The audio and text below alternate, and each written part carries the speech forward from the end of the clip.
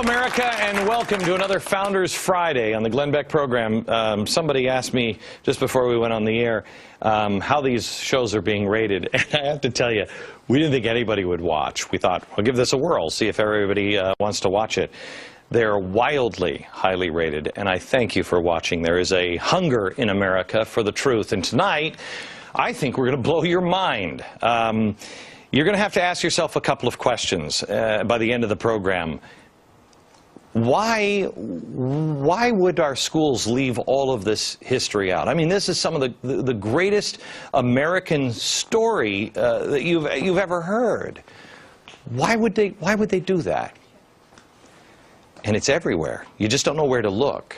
If you take a look at the revolutionary paintings of revolutionary times, here it is. This is a Boston Tea Party. Bunch of white guys, and then these people strangely looking like Indians, and they're not. But that's it. Not a lot of racial diversity. If you watch movies, one a great movie. This is John Adams. You watch John Adams, and you don't see a lot of racial diversity. I'm currently watching Johnny Tremaine. This is. I love this movie. I remember this growing up. I was watching it with my kids just last night, and I noticed there are a couple of American Indians, but you don't see any African Americans unless they're slaves. They will show people as slaves, but that's it. Now, I want to show you a painting of the Battle of Bunker Hill. Here's the Battle of Bunker Hill. Bunch of white guys, right? Unless you know where to look. Right here. That's Peter Salem. He was actually the hero of the battle. It doesn't look like he's a hero there. He looks like he's cowering behind the white guy with a sword. He was the hero of the battle. And he saved scores of American lives that day. Why don't we know this? Look at the picture of the Battle of Lexington. 150 Americans. There it is. Do you see any faces of color in this painting? They were all members of the Reverend Jonas Clark's church. They went out. They were actually, if I'm not mistaken, David, they were in church at the time, right? He called them together at church, okay. Yes. So we called together at church and then said, let's go! And they went to defend their town. When the shot heard around the world was over that day, there were 18 Americans lying on the ground. What you don't see in this painting are the equal numbers of whites and blacks. They were white and black patriots. It was a mixed church. Did you even know that happened? One of those injured patriots on the ground in this painting was a black man named Prince Estabrook. I bet you never heard of Prince Estabrook before. How about the painting of George Washington crossing the Delaware? Bunch of white guys, right? No. Look here. African American, helping row the boat across. You know what his name was? Prince Whipple. He fought alongside Washington during the Revolution. Take a look at this one. This painting of, this is the Marquis de Lafayette. If you look at this, you just think, oh yeah, and then he made his slave dress up like I don't know what. But that's what you would think, right? This guy is incredibly important. This guy may have won the Revolutionary War. James Armistead was his name. How did he win the Revolutionary War? Double spy. I'm going to let David tell the story here in a minute, but basically the Brits thought that he was spying for them, but he was spying for General Washington. He'd give the Brits bad intel and reveal the good critical information to General Washington. Did you know this story? Why? I'm so tired of people saying, well, it was just the white people, white people, white people. No. No. Why are we intentionally leaving others out? There are black founders. Let me ask the audience. How many of you can name one person of these pictures? Only one. How many can name only one? Most people, right? Am I mistaken in saying it's Frederick Douglass? Okay. How many can name two of the people here? We've got 6, 8 people. How many can name 3? 4. How many can name 4? 1. And that's David Barton's wife.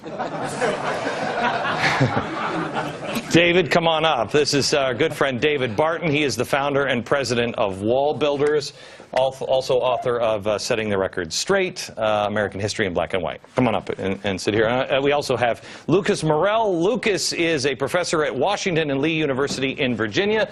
Welcome. And he is also the author of Lincoln's Sacred Effort. Okay.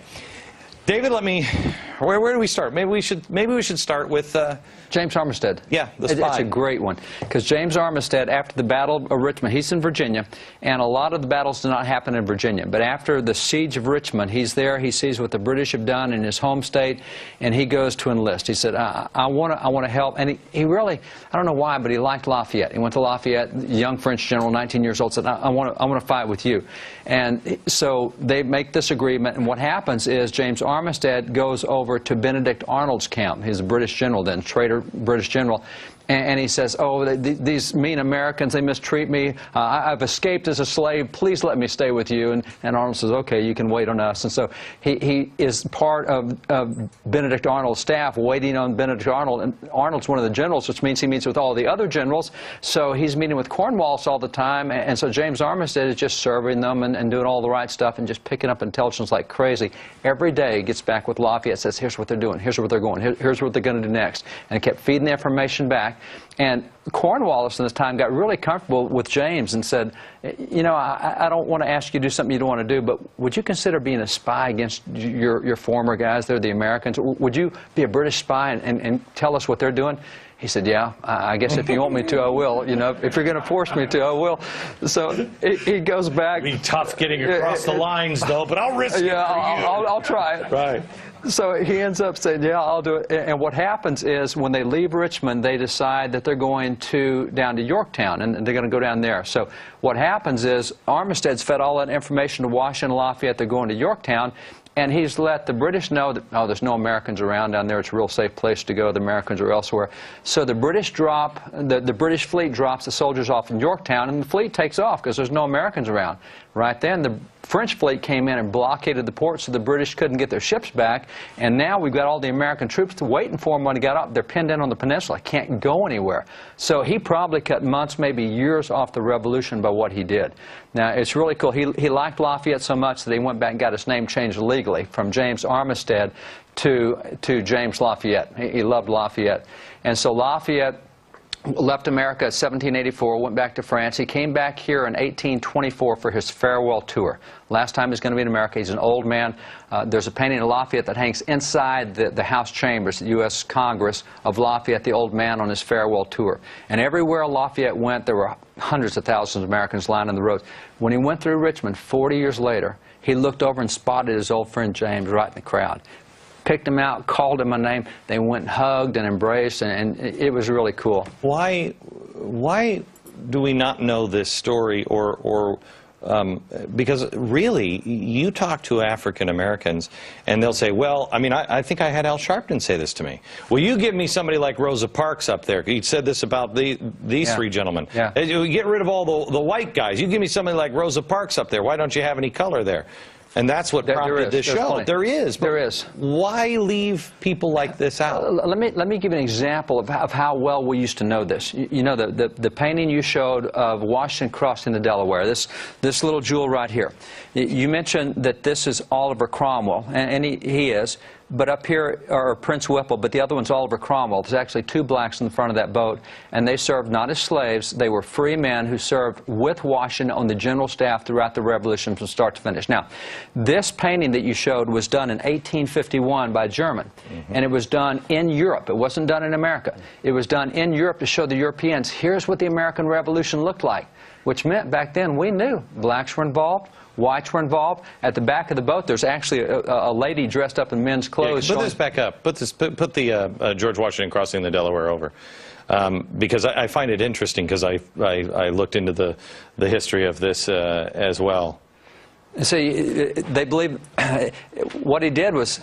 Go ahead. I heard this is the lady, but who are you saying? Right there, right there. That's the lady. Right here. Right there. Yeah, and okay. the two guys up front, the very front guy, Oliver Cromwell, and you pointed to Prince Whipple behind him there. I mean, this was done to show Europe, hey, here's what America did in the Revolution. Right. Everybody came together.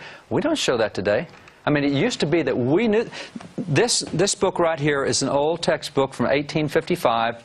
It's a great book. It's written by a black historian, a first black appointed federal office. It's called The Colored Patriots of the American Revolution. Now, we studied that as a textbook. That is not a skinny little book that we have there. I mean, there's a lot of patriots in the American Revolution that we studied.